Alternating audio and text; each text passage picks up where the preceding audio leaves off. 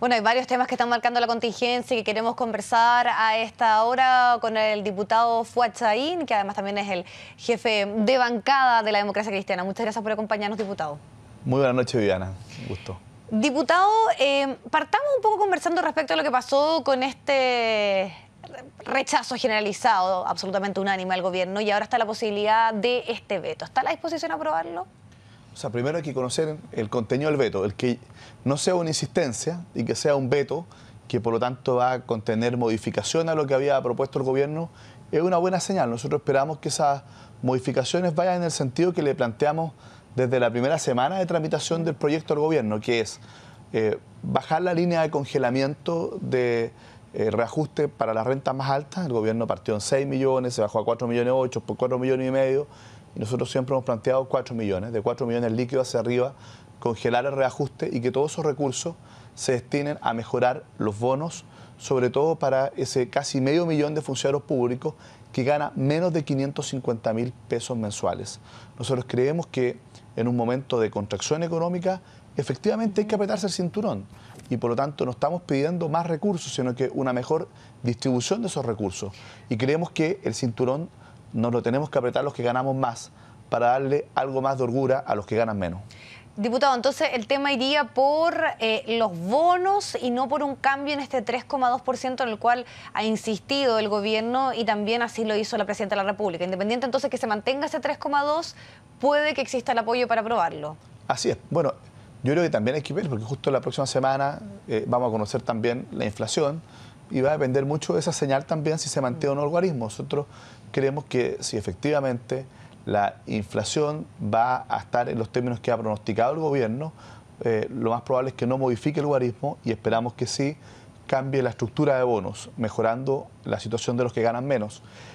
Si es que efectivamente tenemos una señal más al alza, probablemente va a haber que rediscutir el tema del guarismo. Y si finalmente se aprueba, sobre todo pensando en que se mantenga ese 3,2%, que es lo que más, podríamos decir por estos días, reclaman los empleados fiscales, ¿no puede entonces que huela un poco a pataleta lo ocurrido precisamente en el Congreso en haber marcado este punto de quiebre en las relaciones entre los parlamentarios y el gobierno, si es que finalmente se aprueba este 3,2 igual? No, yo no creo que sea una pataleta, en primer lugar, porque creo que la manera en que se tramitó este proyecto no fue la más adecuada. Nosotros el día lunes nos notifican que entra el martes con discusión inmediata, con un 3,2 y con tal estructura de bono, ni siquiera hubo un espacio para poder conversar previamente.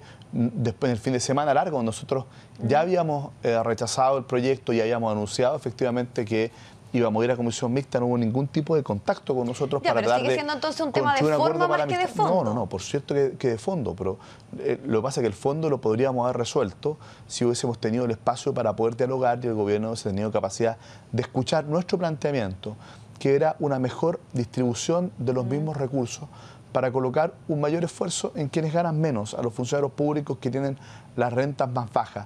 Eso es lo que nosotros esperamos y para ellos, créame que tanto o más importante que el guarismo, el tema del bono, porque cuando uno aumenta una décima, ¿no es cierto?, o un par de décimas en el guarismo, claro, eso tiene un impacto mayor en las rentas más altas del punto de vista absoluto, y en las rentas más bajas es bastante poco, pero un aumento que sea significativo del bono, aunque sea por una única vez, tiene un elemento más, por así decirlo, redistributivo, es decir, tiene un impacto mayor en las rentas más bajas. Por eso es que nosotros creemos que ese mecanismo nos permite resolver un tema en que tenemos una situación de poca disponibilidad de recursos y donde tenemos que tener un reajuste con un enfoque de justicia social. Eso es lo que nosotros esperamos y que en definitiva el veto contemple estos elementos porque así podemos aprobarlo y también pueden terminar los paros. Nadie quiere los paros, nosotros no nos gustan. ¿Por qué? Porque los paros los sufre la gente más modesta. Nosotros creemos que si se hubiese tramitado bien esto, probablemente hubiésemos resuelto esto la semana pasada y hubiésemos dejado una situación de, a lo mejor no plenamente satisfecho a los funcionarios públicos, porque ellos esperan a mucho más, pero sí por lo menos el reajuste hubiese tenido respaldo en el Congreso y ya hubiesen cesado las movilizaciones. Diputado, y luego una semanas más bien, bastante complejas en la relación entre los parlamentarios, entre su partido, con el gobierno, ¿en qué etapa se está ahora?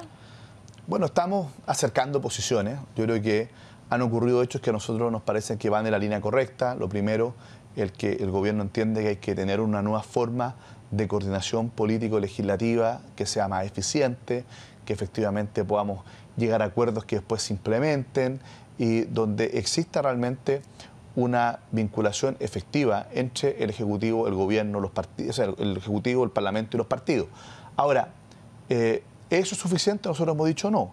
También tenemos que concordar, ¿ya?, seriamente una agenda legislativa prioritaria. Eso no significa que sea exclusiva, pero sí prioritaria en los temas que realmente creemos nosotros que son los más relevantes, resintonizar las prioridades del gobierno y del Parlamento con las prioridades ciudadanas. ¿Y qué es lo que hemos planteado y dejar ahí? los temas valóricos un poco para, o tal vez la agenda que tiene que ver con el tema de despenalización del aborto, o lo que pasa con el autocultivo de la marihuana, que muchos dicen que precisamente es un gesto a ciertos sectores de la democracia cristiana? No, mire, yo creo que hay temas que tendrán que avanzar por cuerdas separadas, tendrán que seguir su curso, pero creo que tenemos que priorizar las cosas que realmente nos unen.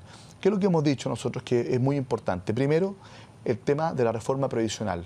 Nosotros tenemos que avanzar en ese tema. Nosotros ya aprobamos el 10% del reajuste a las pensiones básicas solidarias, pero quienes tienen jubilaciones de AFP esperan una respuesta y esperan que esto no quede solamente una ronda de conversaciones y que no seamos capaces de sentar las bases de una reforma al menos profunda del sistema, porque esto es una prioridad número uno para nosotros. Segundo tema que nos parece muy importante, terminar e implementar bien y, si es necesario, rectificar algunas cosas de la reforma educacional, porque tenemos que resolver esa incertidumbre enorme y tenemos que gestionarla bien. Creo que eso se tiene que implementar de buena manera. Si es necesario, además de los proyectos que están en curso, hacer cambios en las leyes que ya hemos aprobado, bueno, hagámosla, pero tiene que funcionar como corresponde la reforma educacional. Tercer tema que nos parece muy importante, seguridad ciudadana.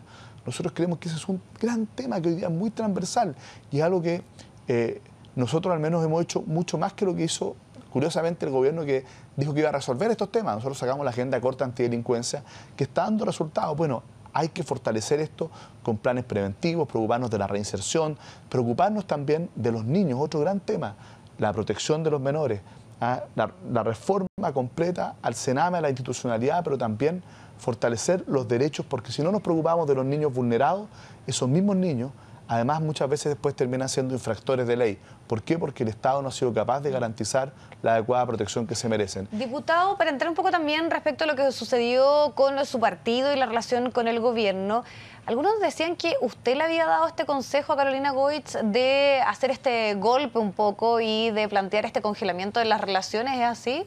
Yo quiero decirlo con mucha claridad. Quien conduce la democracia cristiana, y lo hace muy bien, es la presidenta Carolina Goich. Y además esa decisión no la tomó ella sola, la tomó con el respaldo unánime de la directiva nacional del partido y también, ¿no es cierto?, después fue respaldada por el Consejo Nacional del partido con un amplísimo apoyo, digamos. Yo creo que fue un solo voto en contra del respaldo absoluto a la gestión de la presidenta Carolina Goich. Yo soy uno más en esa mesa directiva representando a la bancada de diputados de la democracia cristiana, pero aquí quien conduce el partido, toma las decisiones. Ahora, en la mesa es Carolina Goich. Lo que llamó la atención fue un poco el tono y muchos también se preguntaban, sobre todo algunos de sus socios de la nueva mayoría, era ¿qué buscaba la DC? ¿Qué había detrás de este punto de inflexión, podríamos decirlo? ¿Qué fue lo que particularmente molestó y qué es lo que ha cambiado en el último tiempo para estar retomando las conversaciones? Primero, la falta de autocrítica del propio gobierno. Segundo, el que efectivamente se generaron un conjunto de hechos que a nuestro juicio fueron tremendamente desafortunados, ¿no es cierto? Esto de plantear de que la elección municipal iba a ser una especie de plebiscito de la gestión del gobierno, cuando se decía, mire, las encuestas en realidad no sirven, aquí lo que va a realmente valer es la elección. Y eso lo dijo otro militante de la DC, el ministro del Interior. Está bien, pero son errores que se cometieron, el tema de la ley Express, que después hubo que retirarla, ¿no es cierto? Se envió en consulta, hubo que retirarla, el cambio de gabinete que no entendió nadie, ¿no es cierto?, a 3 días de la elección. A mi juicio también la falta de coordinación efectiva política a nivel territorial. Yo creo que ahí también nos ha faltado mucho. Tenemos muchas autoridades que están con agenda propia, que están más bien preocupados de sus candidaturas. Pero eso se podría haber extrapolado a toda la nueva mayoría. ¿Qué fue lo que en particular le molestó a la DC o que planteó que a ese partido hubo un trato diferente, por ejemplo, lo que pasaba con otros partidos? No, yo creo que el diagnóstico es bastante compartido. Lo que pasa es que la democracia cristiana tomó una decisión política. La decisión política de la democracia cristiana es decir, mire, aquí alguien tiene que más que golpear la mesa, tiene que hacer un téngase presente y decir, o acá rectificamos, o acá asumimos que hemos fallado. También hay fallas de los partidos y la democracia cristiana también ha hecho su autocrítica y la hizo en la reunión de los partidos de la nueva mayoría. Por ejemplo, bloqueando primarias en algún momento los partidos de la nueva mayoría, todo el bochorno de la inscripción de las primarias que había, que no había, que nos inscribíamos, que no nos inscribíamos. Bueno, esos problemas también nos costaron caro. Pero aquí hay un momento en que hay que hacer una autocrítica colectiva y sobre todo rectificar. No es posible pretender echarle la culpa solo a los problemas generales de la política, a los problemas ambientales que hoy día se han ido generando, digamos, de descrédito, desconfianza, de apatía, etcétera, porque obviamente, sobre todo quienes estamos gobernando, tenemos una responsabilidad mayor y esa responsabilidad nos obliga a rectificar, a enmendar el rumbo y ahí la ADC, que es un partido que tiene vocación de gobierno, de conducción, a mi juicio tenía que plantear el punto con mucha fuerza. Diputado, muchos hacían el análisis que aquí lo que había era una cierta amenaza de la ADC de no seguir siendo parte de la nueva mayoría o del gobierno y sobre todo por la tensión que siempre ha habido, histórica podríamos decirlo, con el PC. ¿Usted le ve continuidad a la nueva mayoría, sobre todo post resultados municipales y lo ocurrido en estos últimos tiempos, este distanciamiento también con el gobierno? Yo creo que nosotros no podemos volver a cometer los mismos errores que cometimos en los últimos años.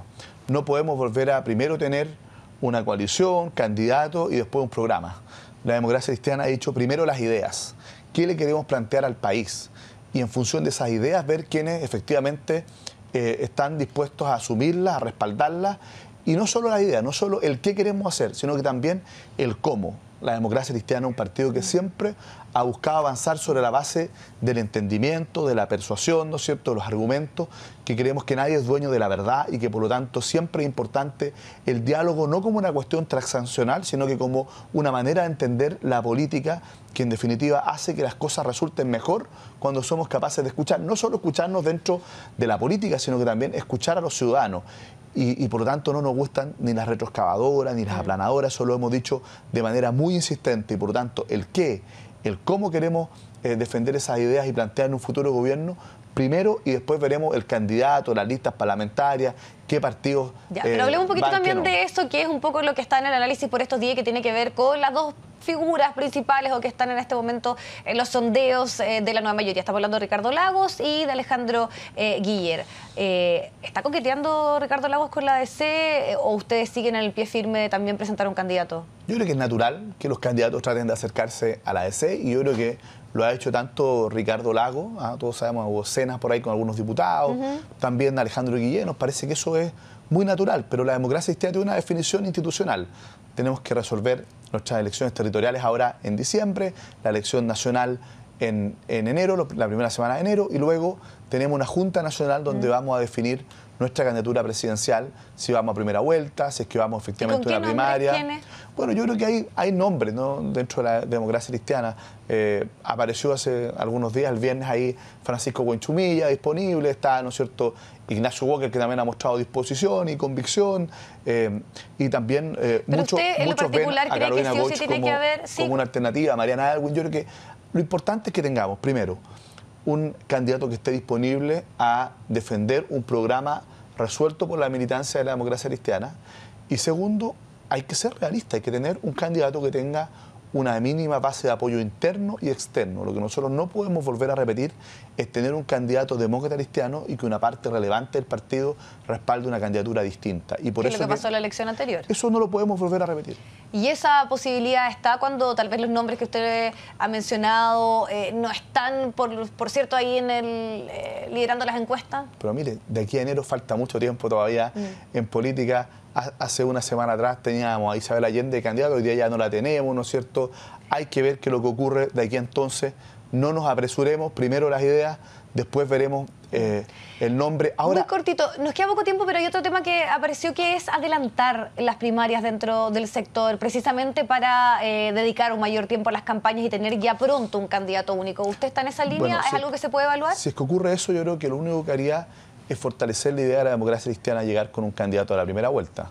Naturalmente que cuando nosotros todavía no tenemos definido el candidato, y lo vamos a hacer recién en enero, el adelantar las primarias es decirle a la democracia cristiana no participe en las primarias, porque sería realmente un suicidio político, como lo hemos sostenido nosotros, y dejarnos como única alternativa tener que llegar a una primera vuelta. O sea, ¿usted cree que hay esa estrategia detrás y ustedes no estarían dándole el apoyo a esa posibilidad? A mí me parece que si la democracia cristiana toma la decisión de participar en las primarias, sería absolutamente imposible aceptar un adelantamiento de las elecciones primarias, porque obviamente no tendríamos tiempo siquiera para que se despliegue nuestra candidatura. Entonces, yo creo que la fecha de las elecciones primarias también va a ser un elemento importante a la hora de tomar decisiones en el mes de enero, de si vamos a llevar candidatos, hasta ahora tenemos esa definición, y si va a ser a las primarias o a la elección.